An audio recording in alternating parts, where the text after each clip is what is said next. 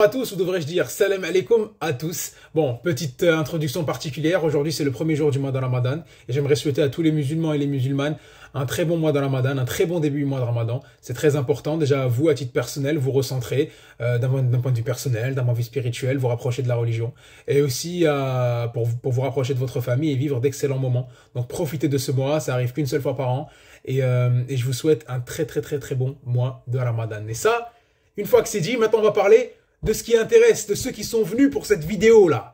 Venir parler du mercato potentiel du FC Barcelone au milieu de terrain. Donc c'est une vidéo qui fait suite à, je pense, la vidéo qui a le mieux fonctionné de l'histoire de ma chaîne, la courte histoire de ma chaîne, mais j'espère qu'il va se lancer sur la durée. La vidéo sur le milieu de terrain, partie 1. D'ailleurs, je tiens à vous remercier parce que c'est la vidéo qui a fait le plus de vues à mon petit niveau, mais c'est pas grave. Ça m'a apporté pas mal d'abonnés, pas mal d'interactions. Donc ça fait plaisir parce que ça m'encourage à continuer. Ça montre que je fais du travail qui plaît. Et on va essayer de faire la même chose pour cette vidéo-là. Et on va battre le fer. Tant qu'il est chaud, on va parler maintenant. On a fini avec l'analyse. Maintenant, on va parler des recrues potentielles qu'on pourrait avoir au FC Barcelone. Les rumeurs mercato, on va essayer de balayer ça et dire celle avec S qui serait la plus intéressante pour le FC Barcelone.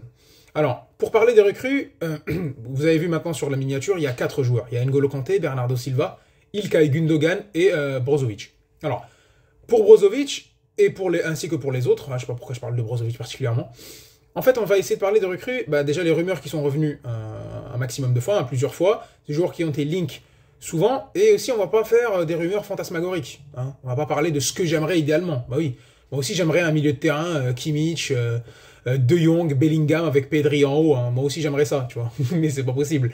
Bien sûr, on va essayer de parler de ce qui est réaliste parce que, prendre en contexte la situation économique du FC Barcelone, les joueurs déjà présents, ce que veut le coach, les potentialités de départ des autres joueurs. Donc, c'est pas possible de mettre ce qu'on veut. C'est pas le Dream Team. On n'est pas sur FM, on n'est pas sur le mode carrière.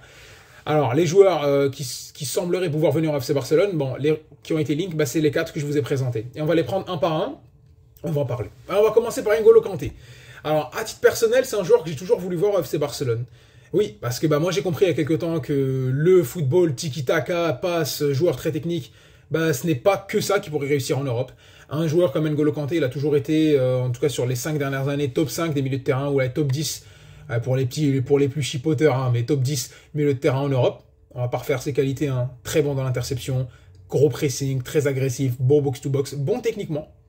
Très bon techniquement, et quelqu'un qui a une capacité d'avaler les kilomètres dans le match. Tu dis, si tu couples ça avec des joueurs comme De Jong, avec Pedri, comme Gavi, ça pourrait être extraordinaire. Et quand j'avais vu qu'il était en fin de contrat en 2023, je me suis dit, c'est l'occasion de rêver.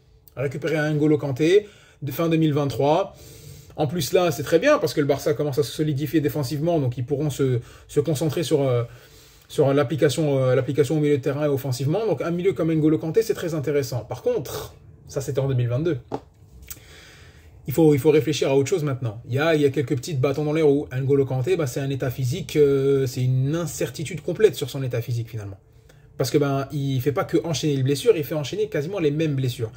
Il se blesse souvent à différents endroits, mais il fait aussi des rechutes et des récidives. Et un joueur qui a quasiment pas joué en 2022, qui a été très bon en 2021 lors du sacre de Chelsea, on se souvient de ce qu'il a fait en finale de Ligue des Champions, même en demi-finale face au Real Madrid, il a été extraordinaire. Sauf que c'est plus le même joueur. Et un joueur comme ça qui dépend énormément de son physique, tu te dis, est-ce que ça serait vraiment un risque à prendre? En plus, s'il doit venir, c'est pour jouer un poste titulaire, pour être très important, et il n'est intéressant justement que s'il joue beaucoup de matchs. Si tu ramènes un joueur comme ça, et que in fine, tu comptes sur lui, tu bâtis entre guillemets un petit peu ta stratégie au milieu de terrain avec lui, et qu'il te lâche en étant souvent blessé, c'est compliqué. Donc à ce moment-là, c'est très dur de se projeter sur un joueur, on ne connaît pas son état physique. Donc déjà, ça c'était la première barrière, le premier truc, je me suis dit, bon, on va commencer à penser. Deuxièmement, mentalement, dans quel état il va venir? Déjà sportivement, parce qu'il n'a pas joué. Est-ce qu'il va revenir avec ce côté revanchard où il voudra tout casser? Est-ce qu'il sera prêt mentalement pour le plus haut niveau? Déjà physiquement, on ne sait pas, mais est-ce que mentalement il sera prêt pour le plus haut niveau? Moi, je pense que c'est pas trop un problème, ça. Surtout dans un championnat d'Espagne, peut-être un peu moins physique que ce qu'est l'Angleterre. Donc moi, je pense que ça pourrait être intéressant à ce niveau-là. Mais on sait qu'il a beaucoup de problèmes personnels. Est-ce que le Barça, avec tout ce qu'il y a autour du FC Barcelone, c'est beaucoup plus politique que peut être un Chelsea? Et si tu vas venir déjà avec une plus grosse pression que ce que tu peux avoir à Chelsea, est-ce qu'avec tes problèmes personnels que tu as à côté, est-ce que tu pourras gérer, est-ce que tu pourras être solide? Donc là, moi aussi, je me pose des questions. Et la troisième chose, c'est qu'on pense maintenant que Chelsea veut le prolonger. Déjà, on ne sait pas à quel salaire il va venir, et même s'il vient avec un salaire moindre, Chelsea veut le prolonger. Je pense qu'à la fin du mois de février, ils sont tombés d'accord, encore c'est des small talk, hein, c'est officieux, mais sur une potentielle prolongation de contrat. Donc là, ça m'a mis un peu des freins. Et c'est dommage, parce que c'est un joueur que j'aurais vraiment voulu voir avec Pedri, avec De Jong, avec Gavi au sein du FC Barcelone. C'est un championnat qui n'est pas aussi physique que la Première Ligue, qui n'a pas autant d'intensité que pouvait l'avoir avant. Et un joueur comme N'Golo Kanté pourrait, de par ses capacités à lui, surclasser, apporter quelque chose qu'on imaginait avoir avec un Franck Kessié, même si c'est un peu différent, qu'on n'a pas eu. Et c'est un joueur qui serait, franchement, il serait génial. Je pense que dans un 4-3-3 où ça te permettrait d'installer un De Jong en numéro 6, le mettre lui en numéro 8 avec Pedri, il comble quasiment la course de deux joueurs. Si tu incorpores un Gavi pour t'aider, je pense qu'en termes de pressing, t'es bon pour le haut niveau. T'es bon pour le haut niveau, et ça permettra à des joueurs d'être un peu plus relâchés créativement.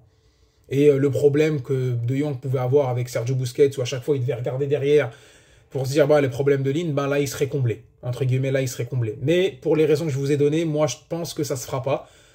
Et je serais très très réticent. Je serais très très très réticent à le faire. Malheureusement, j'ai vraiment envie, mais je serais réticent. Donc ça c'était pour N'Golo Kanté. Maintenant on va passer à Matteo ou Marcelo Brozovic.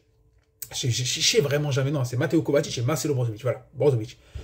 Pour Brozovic, c'est un autre cas. Brozovic, il était libre en 2022 et il a prolongé jusqu'à 2026. Enfin, il était libre en 2023, mais il a prolongé jusqu'en 2026. Cela dit, c'est revenu pas mal ces derniers temps, parce que déjà, il est Barça compatible. Hein. Barça compatible, c'est un numéro 6, c'est une pièce maîtresse déjà du système de l'Inter. Il n'est pas seul, mais c'est une pièce maîtresse du système d'Inzaghi. On l'a joué de nombreuses reprises. Il est assez embêtant, il est assez chiant. En plus, on l'a vu à la Coupe du Monde. Franchement, c'est énervant de jouer contre un joueur comme ça. Parce qu'il est agressif, il est un peu teigneux. Voilà, mais il fait 1m81, donc il est ni trop grand ni trop petit, il a une bonne taille, il est teigneux. Il est solide sur ses appuis, même si c'est pas le joueur qui va mettre le plus d'impact physique. Par contre, il est très agressif. Donc là, c'est que physiquement. Après, je vous parle pas de son football IQ, hein, de comment il réfléchit le foot, de comment il arrive à trouver les espaces, comment il arrive à orienter. En numéro 6, c'est une très bonne sentinelle et totalement Barça compatible, parce que s'intégrer dans une idée de jeu comme le FC Barcelone, ça peut être très bon. Moi, je l'imagine très bien dans un double pivot avec De Jong, ça serait extraordinaire. Et voilà, permettre à Pedri de se lancer un peu plus dans une sorte de 4-2-3-1. Même dans le 4-4-2 actuel, ça serait fou. Mais, et on en a parlé aussi pour l'échange avec Franck Kessié cet hiver, pardon. Bon. Cet hiver, Franck Kessié n'y arrivait pas, hein, il n'était pas contre un retour en Italie pour retrouver ce qu'il avait connu. Marcelo Brozovic, pourquoi pas découvrir autre chose. Donc on en avait parlé, mais à quel prix, hein, il a été prolongé de 3 ans, à quel prix on pourrait l'avoir, sachant que le Barça, là, financièrement, on sait que c'est pas ouf, avec les menaces d'interdiction de recrutement. Donc moi, c'est un joueur que j'adorerais dans l'idéal, soit pour accompagner une dernière saison sans Busquets, soit s'il y a départ de Busquets, mais le ramener dans un milieu avec De Jong, Pedri, Gavi et lui, avec des incorporations telles que Sergio Roberto pour la Liga ou Pablo Torre aussi. Moi, je pense que avec le système de rotation qu'on a, il pourrait avoir suffisamment de temps de jeu pour être tranquille. Sachant que si lui ne doit pas jouer, tu pourrais avoir un De Jong qui pourrait prendre sa place. Donc à ce moment-là, moi, Marcelo Brozovic, je suis totalement pour, mais après, à voir dans quelles conditions. Il a prolongé, il coûte cher. Est-ce qu'il y aura lieu finalement l'échange avec Kessié ou pas? On ne sait pas. Mais en tout cas, moi, je valide cette recrue-là, mais je pense pas qu'elle va être faite. Après, on va parler aux deux gros morceaux. Les deux gros morceaux. Alors, on va parler d'abord de İlkay Gündoğan. İlkay Gündoğan, je pense que c'est une recrue qui est quasiment faite. Et c'est une excellente nouvelle pour le FC Barcelone. Quand on le voit, on se dit, c'est peut-être pas le milieu de terrain. Moi, je l'avais vu une fois, je me suis dit, ouais, quand même, il est un petit peu ventripotent des fois. Hein. T'as l'impression que, c'est le genre de joueur que tu sais qu'il est fort, tu es obligé de respecter, parce que quand tu es titulaire avec Guardiola, tu es obligé de dire OK. Mais à ce moment-là, tu te dis, est-ce qu'il réussira à trouver sa place au FC Barcelone? Mais oui, totalement. J'ai entendu des gens, ouais, Gündoğan, c'est vrai. Mais t'es fou, quoi. Le mec est titulaire avec le Guardiola de City au plus haut niveau, il est en fin de contrat, il a envie de découvrir autre chose. Il a largement sa place au FC Barcelone. Ça te permettrait cette fois-ci d'installer De Jong en 6, de le mettre lui en numéro 8, avec un Pedri à côté, ou un Pedri plus haut et trouver une autre solution. Mais ça serait incroyable. Quand tu le vois, offensivement, qu'est-ce qu'il réussit à faire en haut? Mais c'est complètement ouf. Moi, je me dis, près du but, il est intéressant, il a une bonne qualité de frappe, une bonne qualité d'orientation, c'est un bon leader, il a connu le très haut niveau avec la sélection allemande, il a connu aussi le très haut niveau avec ses différents clubs, que ce soit Dortmund, mais surtout Manchester City. Quand tu es capitaine de l'équipe de City sous Guardiola, tactiquement, il est prêt pour arriver. Il pourra encadrer cette transition un petit peu du milieu de terrain, comme il est actuellement, un milieu de terrain un peu plus offensif, un peu plus joueur. Il pourra apporter à plusieurs niveaux, en fait, et plus d'un titre. Mentalement, il est OK. Tactiquement, il est OK. Qu'est-ce qu'il vous faut de plus? Moi, je signe et je pense que c'est fait et ça sera une excellente recrue pour l'FC Barcelone. En plus, il vient gratuit. Je pense pas qu'il aura un salaire délirant. Et ça permettrait vraiment au milieu de terrain du FC Barcelone de passer un cap. Encadrement des jeunes, apport direct sur le milieu de terrain. Encore une fois, au jour le jour, c'est moins intense qu'une première ligue. Et ça permettra vraiment au FC Barcelone, dans son championnat qui malheureusement a perdu un petit peu de son niveau d'antan, de développer un peu mieux cette capacité, d'être un peu plus protagoniste. Et un joueur comme Gundogan, qui mine de rien lui aussi court beaucoup, pour moi, la recrue, je dirais peut-être pas parfaite, mais l'une des meilleures recrues qu'on aurait pu espérer. Et la transition est toute trouvée vers l'autre recrue qu'on aimerait tous, qu'on a tous aimé, qu'on aurait tous aimé qu'elle vienne. Et ça va être très très compliqué, je le dis en me tenant la tête. C'est Bernardo Silva. Peut-être tu dis il en fait un petit peu trop, mais Bernardo Silva, selon moi, c'était le joueur qu'il nous fallait. Parce que l'année dernière, quand on parlait des mercato FC Barcelone, on s'était dit, imaginez un milieu de terrain, De Jong, Pedri, Bernardo. Juste imagine. Est-ce que nous, on aurait le droit de rêver un petit peu? Mais Bernardo Silva, certes, maintenant à Manchester City, oui, il joue moins, il n'est pas tout le temps titulaire. Ouais, mais Bernardo Silva à Chelsea, c'est comme Mahrez à City, pardon. Oh là là, j'espère que ça arrivera jamais. Ils ont déjà beaucoup trop de milieu de terrain, laissez-nous tranquilles. Hein. Mais Bernardo Silva à City, c'est comme Mahrez à City, c'est comme d'autres joueurs à City. Il y a énormément de concurrence, t'es pas bon à match, Guardiola, il n'hésite pas à te faire sortir. Donc à ce moment-là, tu t'es dit, mais c'est le joueur qu'il nous faut. Moi, je pense que c'est un joueur qu'il nous faut. Il peut jouer à plusieurs postes. Il peut jouer en numéro 8, il peut jouer en double pivot, je l'ai déjà vu. Hein. Il peut jouer sur le côté, en aile, en intérieur. C'est le joueur parfait pour apporter un complément à Pedri, selon moi. Après, c'est une question d'équilibre. Il court énormément. Il a un très très bon impact physique. Il peut, dans une idée de 4-4-2 un peu faussé, comme on est en train de faire, il peut parfaitement jouer le rôle. Certes, il n'est pas ultra décisif d'un point de vue de but, mais en termes de prise d'espace, de connaissance tactique, d'orientation de jeu, de conservation de balle, de passe, il est très très très bon. Pour moi, c'est qualitatif, c'est ce qui se fait de mieux en Europe. Et un joueur comme ça qui veut découvrir autre chose, même s'il a un contrat jusqu'à 2025, Manchester City est disposé à le laisser partir. Il a déjà parlé au directeur technique de Manchester City. Il sait qu'il y a un link fort avec le Barça. Il l'a lui-même dit. Guardiola en a parlé. Il est totalement, s'il est Guardiola compatible, il est Xavi compatible, il est Barça compatible, même si c'est pas peut-être le Barça actuel, mais dans l'idée de ce que Xavi a envie de faire de ce FC Barcelone-là, ce joueur-là est totalement Barça compatible et il est nickel en fait. Dans le plus beau des rêves, ça serait de ramener Gundogan et Bernardo Silva en même temps, qui est peut-être un retrait de Busquets, que Franck Kessié peut-être aille voir ailleurs, et que tu aies un milieu de terrain comme ça, quoi. Sauf que ça sera pas le cas. Ça sera pas le cas, tu le sais très bien. Il coûte 65 millions d'euros. Quand tu sais que tu as des menaces de la Liga et de l'UEFA de ne pas pouvoir recruter encore quelques temps, bien sûr, c'est pas encore fondé. En plus, sur l'affaire Negreira, on voit de plus en plus de personnes qui commencent à se retirer, à retirer des tweets. Hein, ils se disent, oh, on peut se faire attaquer pour diffamation. Bon, rien n'est sûr. Cela dit, il coûte 65 millions d'euros. Et la réalité, c'est que le FC Barcelone n'a pas d'argent. Comment ils vont faire? Sachant que tu as d'autres postes prioritaires à renforcer. Tu as le poste de latéral droit où ils devront investir de l'argent, que ce soit sur des joueurs, on en a parlé sur la précédente vidéo, qui elle a fait moins de vues, mais je vous conseille d'aller la regarder, elle est très intéressante. Donc à ce moment-là, si tu dois aller taper un joueur, peut-être un prépayant à la Cancelo, aller chercher un autre joueur en achat définitif, il faudra mettre de l'argent, donc, et tu n'as pas une très très très grosse marge. Donc à ce niveau-là, Bernardo Silva, ça va être compliqué. Est-ce qu'il viendra en termes de prêt avec option d'achat obligatoire? Je sais pas. Il faudra trouver une formule. C'est la recrue de rêve. Mais réalistiquement, c'est pas possible.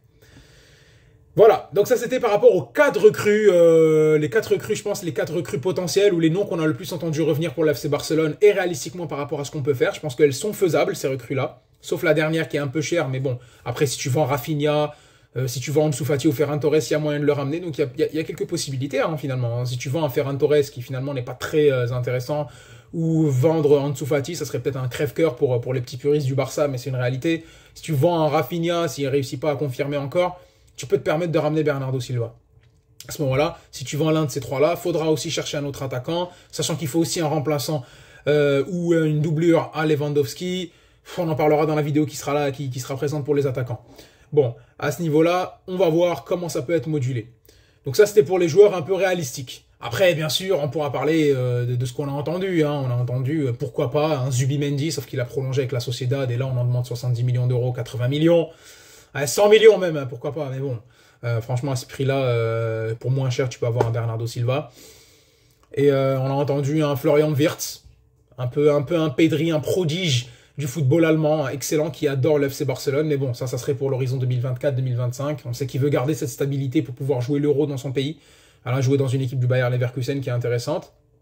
Même s'ils se sont fait sortir en Ligue des Champions ou en Ligue Europa. Ouh là là! Oh là là, c'est Francfort, oh le con. Mais bref, il joue avec le Bayer Leverkusen. Franchement, le Bayer Leverkusen, c'est une institution en Allemagne, ça joue bien. Lui, c'est le prodige du football allemand, il préfère rester dans son cadre-là. Et ça serait intéressant pour l'avoir, mais plus tard. Franchement, ça serait à voir pour plus tard. Plus tard, pour rejoindre l'FC Barcelone, ça serait plus tard. Donc voilà, ça c'était pour les petites rumeurs un peu fantasmagoriques comme ça. Est-ce que moi, j'aimerais voir qui? Oui, moi aussi j'aimerais voir Rodri en numéro 6. Oui, moi aussi j'aimerais potentiellement un Fabinho. Oui, sauf que réalistiquement, c'est pas possible. Et si tu devrais faire sur ce qui devrait arriver pour l'été prochain, je pense qu'on aura droit à un Ilkay Gundogan. Et ça permettrait justement de faire jouer un peu moins Sergio Busquets. Mettre De Jong en numéro 6 avec Gundogan en 8, avec Pedri. Si on garde le 4-4-2 avec Gavi, il y aura des incorporations telles que Kessié. Je pense qu'il va rester. Après, s'ils réussissent à le vendre, oui. Moi, quand j'entendais les rumeurs de rêve, bien sûr de rêve, c'était De Jong avec... Enfin, De Jong. Bernardo Silva avec Gundogan, mais après réalistiquement, surtout qu'il n'est pas très cher, si tu réussis à faire partir un Franck Kessié, ramener un Brozovic avec Gundogan, De Jong, Pedri, Gavi, ça ferait un très bon mix entre de l'expérience, de la jeunesse, ceux qui sont entre les deux, parce que Gundogan il est encore dans la force de l'âge, De Jong, on n'en parle pas, Pedri, Gavi sont encore jeunes, ils peuvent progresser, ça te fait un Brozovic, et un Busquets avec pas mal d'expérience encadré par un Sergio Roberto. Ça serait très bon pour l'FC Barcelone. Mais bon, ça, c'est le rêve. Allahu A'lam, comme on dit. Moi, j'espère en tout cas le meilleur pour l'FC Barcelone. Et on verra ce qui va se passer pour la suite. Voilà, c'était tout pour cette vidéo sur mon avis sur les recrues potentielles du FC Barcelone pour le mercato d'été en 2024. Après, on ne sait pas, on est à l'abri de rien. Le mercato, ça peut aller très vite. Peut-être qu'une situation pourra se décanter pour d'autres joueurs en Europe et on sera sollicité. Peut-être que d'autres joueurs pourront faire un step-up. On ne sait pas, on verra. Voilà, j'espère que la vidéo elle vous a plu. J'espère qu'elle vous plaira autant que la vidéo précédente. Je tiens encore une fois à vous remercier pour votre soutien, pour votre apport en tout cas. Et ce qui est sûr, c'est que je continuerai à faire des vidéos. Il y en aura. Il y en aura maintenant sur l'équipe nationale d'Algérie parce que c'est mon pays et ça va jouer notamment aujourd'hui face au Niger. Donc on fera une vidéo là-dessus, on parlera des listes, on parlera aussi du cas d'Oussem Aouar ou du cas des binationaux en Algérie, je donnerai mon avis. Et on continuera bien sûr à faire des vidéos sur le Barça, hein, sur Dembélé et Pedri qui ont encore rechuté. Donc on fera un avant-match sur le match sur la Copa del Rey, on parlera d'Araujo, on parlera des vidéos spécialement attaquants, le mercato attaquant. Il y aura plein de choses qui vont arriver sur la chaîne, donc je vous dis, continuez à me soutenir, continuez à me suivre, il y aura toujours du contenu, parce qu'on vit pour la passion du foot. Voilà. N'hésitez pas à liker, à vous abonner, à commenter. Voilà, je vais le répéter autant de fois qu'il faut, mais c'est pas grave, il faut, parce que c'est très important, pour que cette personne-là puisse partager ses connaissances foot et son avis foot et sa passion à plus de personnes. Voilà, le petit moment réclame. En tout cas, j'espère que vous avez apprécié la vidéo. On se dit à très vite et à bientôt.